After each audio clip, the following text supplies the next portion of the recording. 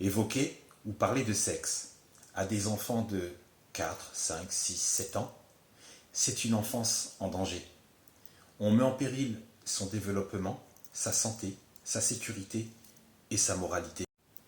L'éducation nationale leur enseigne la masturbation, et même pire, elle a mis en scène, par le biais de dessins plus ou moins explicites, enfin plus explicites que plus ou moins, euh, la sodomie entre un homme et un animal. Et pour aller plus loin, des spectacles publics subventionnés par la mairie de Lyon qui fait l'accession à la sexualité et livrée à des enfants. Sexualité représentée et par la nature, avec des plantes et multiples accessoires. On poursuit avec la mairie de Paris qui autorise dans le parc du Temple à ce que le collectif Femmes à poil puisse exhiber des fortes poitrines et des énormes bangalas à des enfants. On est en train de tuer la tolérance, la bienveillance et le bien-être des enfants. Si à l'école maternelle, on leur explique comment mouiller le nénuphar, ou se faire grignoter la framboise, ou comment avaler une courgette, on va au-delà de la propagande, puisque c'est déjà là dans nos écoles.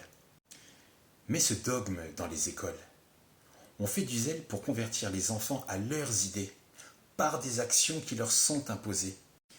Mais que veut-on infliger aux enfants de petite et moyenne section? Ça sent l'égarement total.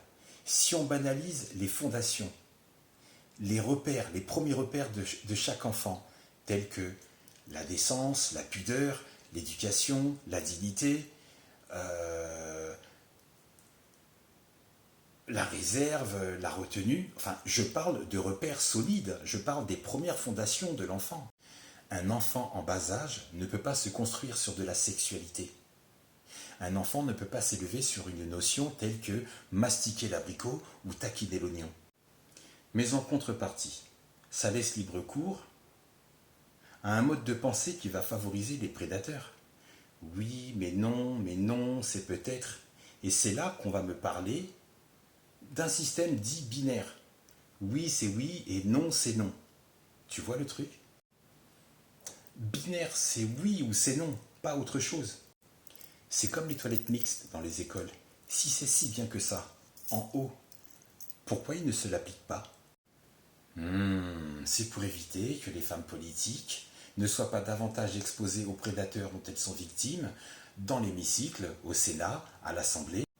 Mais en contrepartie, les enfants en bas âge doivent subir une doctrine où on leur apprend la bouche amidonnée au sirop de burette ou comment glisser une chandelle dans une clarinette.